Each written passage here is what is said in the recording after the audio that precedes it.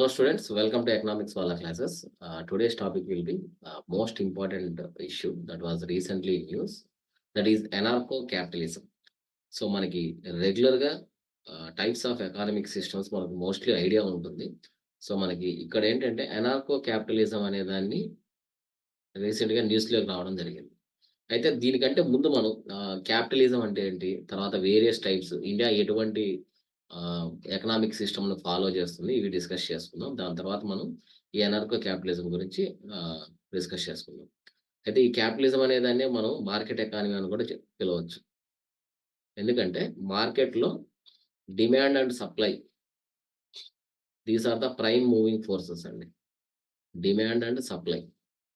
అంటే ప్రోడక్ట్ గాని, లేదంటే సర్విస్ గాని వాటి యొక్క డిమాండ్, వాటి సప్లైని బట్టే ఈ ఎకానమీ అనేది రన్ అవుతుంది. దీనికే ఇంకొక పేరొచ్చి మనకి క్యాపిటలిజం అని కూడా చెప్పొచ్చు. అయితే ఇండియాలో మనకి మనం ఫాలో అయ్యే ఎకనామిక్ సిస్టమ్ వచ్చి మనకి మిక్స్డ్ ఎకానమీ అండి. మిక్స్డ్ ఎకానమీ అంటే మనకి గవర్నమెంట్‌తో పాటు ప్రైవేట్ సెక్టార్ కూడా పార్టిసిపేషన్ ఉంటది. సమ్ సెక్టార్స్‌లో గవర్నమెంట్ కంప్లీట్‌గా పార్టిసిపేషన్ ఉంటది. ఆహ్, సమ్ సెక్టార్స్‌లో కంప్లీట్‌గా ప్రైవేట్ సెక్టార్స్ పార్టిసిపేషన్ ఎక్కువుంటది. అయితే మనకి ఇక్కడ గవర్నమెంట్ రోల్ ఉంటదండి. మనకి ఇండియాలో ఏంటంటే గవర్నమెంట్ రోల్ మేజర్‌గా ప్లే చేస్తది. బట్ కొన్ని ఎకానమీస్‌లో ఏంటంటే కంప్లీట్‌గా ఈ క్యాపిటలిస్టిక్ సొసైటీస్‌లో జనరల్‌గా గవర్నమెంట్ రోల్ ఉంటది. కాకపోతే ఏంటంటే very less role. Laissez faire అని కూడా పిలుస్తారు. So, very minimal intervention of government. So, మనకిది ఆడమ్ స్మిత్ ప్రపోజ్ చేశాడండి. సో, ఈ ఆడమ్ స్మిత్ ప్రపోజ్ చేసిన దాని ప్రకారం ఏంటంటే, గవర్నమెంట్ రోల్ అనేది చాలా నెగ్లిజిబుల్ ఉండాలి. ఓన్లీ డిమాండ్ అండ్ సప్లై మాత్రమే డిసైడ్ చేస్తుంది. అంటే ఆ కంట్రీ యొక్క ఫ్యూచరు క్యాపిటలిస్టిక్‌గా డిమాండ్ అండ్ సప్లై మాత్రమే డిసైడ్ చేస్తదని చెప్పారు. తర్వాత మనకి ఇక్కడ క్యాపిటలిజం కింద చూసుకుంటే జనరల్‌గా మనకి క్యాపిటలిజం ఏంటంటే, ఇప్పుడు మనకి factors of production 4 factors of productions ఉన్నాయి గదండీ. Land, labour, capital. Land, labour, capital అలాగే ఎంటర్‌ప్రెన్యూర్‌షిప్. ఇవన్నీ కూడా ఒక ప్రైవేట్ కంట్రోల్‌లో ఉంటాయండి. ఇక్కడ క్యాపిటలిస్టిక్ సొసైటీస్‌లో ఏంటంటే, ఈ ల్యాండు, లేబరు, క్యాపిటల్, ఎంటర్‌ప్రెన్యూర్‌షిప్ అనేటివి కూడా కంప్లీట్‌గా ఒక ప్రైవేట్ బిజినెస్ మ్యాన్ దగ్గర ఉంటది. వీటిని రెగ్యులేట్ చేసేది, అలాగే కంట్రోల్ చేసేది కూడా కంప్లీట్‌గా ప్రైవేట్ సెక్టార్స్ ఉంటాయి. సో, ఇక్కడ మనకి గవర్నమెంట్ రోల్స్ ఎటువంటి రోల్ కూడా ఉండదండి. అయితే ఇక్కడ మనకి మేజర్‌గా ఈ క్యాపిటలిస్టిక్ సొసైటీస్‌లో ఫీచర్స్ ఏంటంటే, ఫస్ట్ థింగ్ ఏంటంటే మనకి ప్రైవేట్ ప్రాపర్టీ.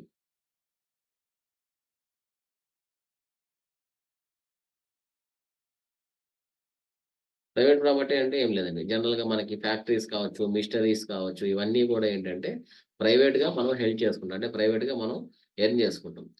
అంటే ఇండివిడ్యువల్స్‌గా గాని, లేదంటే బిజినెస్‌గా గాని మనకేంటంటే కంప్లీట్‌గా మన చేతుల్లో ఉంటాయి ఇవన్నీ. ఇది ప్రైవేట్ ప్రాపర్టీ. అలాగే మనకి నెక్స్ట్ సెకండొచ్చి మనకి ఫ్రీడమ్ ఆఫ్ ఎంటర్‌ప్రైజ్ అండి. Freedom of enterprise.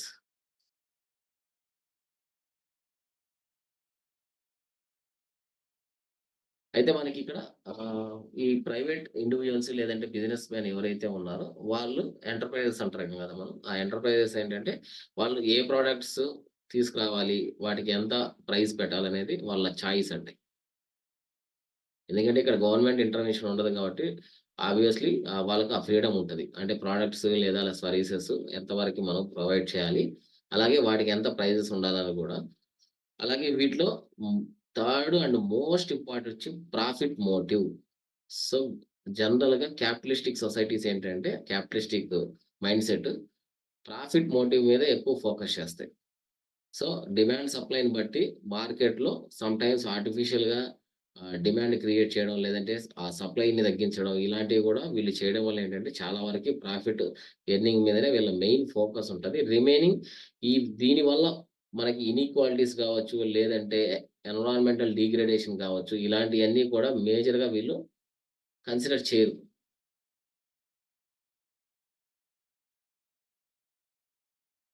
సో ఇది one of the main drawback అని చెప్పొచ్చు.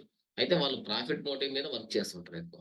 సో అలాగే ప్రైస్ మెకానిజం, ప్రైస్ ఒక ప్రొడక్ట్స్ లేదా సర్వీసెస్ యొక్క ప్రైస్ వీళ్ళు ఎలా డిసైడ్ చేస్తారంటే, ఆల్రెడీ మార్కెట్‌లో వాటికున్న డిమాండ్ బట్టి ఆటోమేటిక్‌గా దాని ప్రైస్ అనేది సెట్ చేయడం జరుగుతుందండి.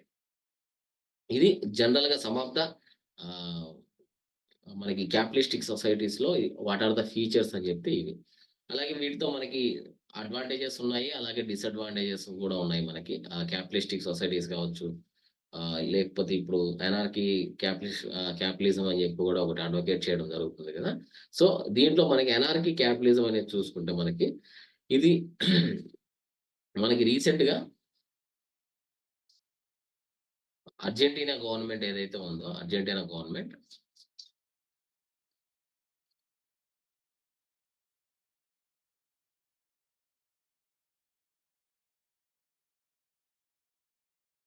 అర్జెంటీనా గవర్నమెంట్ అంటే సౌత్ అమెరికాలో ఉన్న నేషను. రీసెంట్‌గా ప్రెసిడెన్షియల్ ఎలక్షన్స్ జరిగాయండి. ఈ ప్రెసిడెన్షియల్ ఎలక్షన్స్‌లో గెలిచిన president south America, Argentina country. అయితే ఇతను అడ్వొకేట్ చేసేదేంటంటే అనార్కో క్యాపిటలిజం అనేదాన్ని అంటే ఇక్కడ అబాలిషన్ ఆఫ్ ద స్టేట్, కంప్లీట్‌గా స్టేట్, ఇక్కడ స్టేట్ అంటే మనకి ఇండిపెండెంట్ స్టేట్స్ కాదండి. ఒక నేషన్. అంటే ఒక గవర్నమెంట్. అంటే ఒక పబ్లిక్ సెక్టార్. ఇప్పుడు మనకి గవర్నమెంట్, పబ్లిక్ సెక్టార్ ఏ విధంగా ఉందో ఇలా ఒక స్టేట్ అనే కాన్సెప్టే లేకుండా అబాలిష్ చేసేయాలని జెప్పి ఈ అనార్కో క్యాపిటలిస్ట్ ఎవరైతే ఉన్నారో ఇతను ప్రపోజ్ చేశారండి. అయితే మనకి ఆహ్, ఇది ఒక రకంగా చెప్పాలంటే పొలిటికల్ ఐడియాలజీ అని చెప్పొచ్చు. అలాగే దీంట్లో ఆహ్, మనకి పొలిటికల్ సైన్స్ అండ్ ఇంటర్నేషనల్ రిలేషన్స్‌లో వేరియస్ థియరీస్‌లో గూడా దీన్ని డిస్కస్ చేసుకోవచ్చు. క్యాపిటలిస్టిక్ సొసైటీస్ ఏంటి? లేకంటే డిఫరెంట్ టైప్స్ ఆఫ్ క్యాపిటలిజం ఏమేమి ఉన్నాయి? పెనార్కీ క్యాపిటలిజం ఉంది. తర్వాత క్రోనీ క్యాపిటలిజం ఉంటది. సో, ఇలా వేరియస్ టైప్స్ ఆఫ్ క్యాపిటలిజమ్స్ కూడా ఏంటి అనేది గూడా మనకి పొలిటికల్ థియరీస్‌లో మనం జనరల్‌గా డిస్కస్ చేసుకోవచ్చు. Political theories. అయితే ఇక్కడ మనకి అనార్కీ క్యాపిటలిజంలో ఏంటంటే కంప్లీట్‌గా స్టేట్ అనే దాన్ని అబాలిష్ చేసి, ఇప్పుడు ప్రైవేట్ సెక్టార్‌లో మనం ఏ విధంగా అయితే గూడ్స్ అండ్ సర్వీసెస్‌ని బేస్డ్ ఆన్ మార్కెట్‌లో ఉన్న డిమాండ్ సప్లైని బట్టి మనం ఆహ్, ఇస్తున్నామో, అదే మాదిరిగా లా అండ్ ఆర్డర్‌ను కూడా మనం ప్రైవేటైజ్ చేయాలని చెప్పి ఈ అనార్కో క్యాపిటలిస్ట్ ఎవరైతే సపోర్ట్ చేస్తున్నారో వాళ్ళు చేస్తున్న డిమాండ్ అండి ఇది. అయితే మనకి ఈ అనార్కో క్యాపిటలిజం అనే దాన్ని ఫస్ట్ మనకి కాయిన్ చేసిందొచ్చి మురే రోతాడ్ అని. 1950స్‌లో మురే రోథర్డ్ అనే అతను దీన్ని ఫస్ట్ టైమ్ ఎనార్కీ క్యాపిటలిజం అనే ఫిలాసఫీని ఫస్ట్ స్టార్ట్ చేశారండి. అయితే ఇక్కడ ఏంటంటే ప్రైవేట్ కంపెనీస్ ఏదైతే ఉందో ఫ్రీ మార్కెట్‌లో ఆల్రెడీ ఇది క్యాపిటలిస్టిక్ మార్కెట్. అయితే దీంట్లో ప్రైవేట్ కంపెనీస్ ఏవైతే ఉన్నాయో, ఈ ప్రైవేట్ కంపెనీస్ ఫ్రీ మార్కెట్‌లో they can ఎఫిషియంట్‌లీ providing policing and legal services. ఇక్కడ వీళ్ళు చెప్పేదేంటంటే పోలీస్ అండ్ లీగల్ సర్వీసెస్. ఈ 2 సర్వీసెస్‌ను కూడా గవర్నమెంట్ కంట్రోల్‌లో లేకుండా కంప్లీట్‌గా ప్రైవేట్ సెక్టార్‌కి ఇచ్చేయాలి. సో థట్ దీంట్లో కూడా కాంపిటీషను ద్వారా అంటే కాంపిటీషను ఆహ్, ఆహ్, పెంచడం ద్వారా ఏంటంటే బెటర్ పోలీసింగ్ గావచ్చు, లేదంటే లీగల్ సర్వీసెస్ గావచ్చు అందరికి కూడా రీచ్ అవుతాయని జెప్పి చెప్తున్నారు. సో, దీంట్లో ఇది రియల్‌గా వర్కౌట్ అయితదా? లేకపోతే దీంట్లో ఏమన్నా అడ్వాంటేజెస్ ఉన్నాయా? లేదంటే స్టేట్ రోల్ ఎంతవరకు మినిమైజ్ అయిపోతుంది? లేదంటే స్టేట్స్ యొక్క రెస్పాన్సిబిలిటీ స్టేట్స్ అంటే ఇక్కడ జనరల్‌గా ఒక గవర్నమెంట్, ఒక పబ్లిక్ గవర్నమెంట్ అని జెప్పి గుర్తుపెట్టుకోండి. అనేదాన్ని ఒకసారి మనం డిస్కస్ చేసుకుందామండి. అయితే మనకిక్కడ ఆహ్, ఈ ఆహ్, ఈ విధంగా మనం అనార్కో క్యాపిటలిజం అనే దాన్ని డెవలప్ చేయడం వల్ల ఏంటంటే అంటే మనకి జనరల్‌గా మనకి ఈ ఐడియాలజీ అనేది ఇంప్రాక్టికల్ అండి.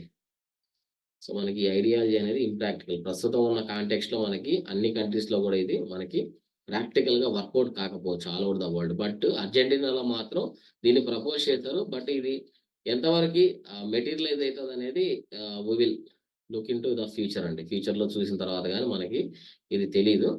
అయితే మనకిక్కడ ఇలా అనార్కో క్యాపిటలిజం ద్వారా స్టేట్‌ని అబాలిష్ చేసి పోలీస్ అండ్ లీగల్ సర్వీసెస్‌ని ప్రైవేట్ మార్కెట్ ప్లేయర్స్‌కి ఇవ్వడం వల్ల మేజర్‌గా ఇష్యూస్ ఏమొస్తాయనే దాన్ని చూసుకుంటే మనకి ఇనీక్వాలిటీస్ అండి.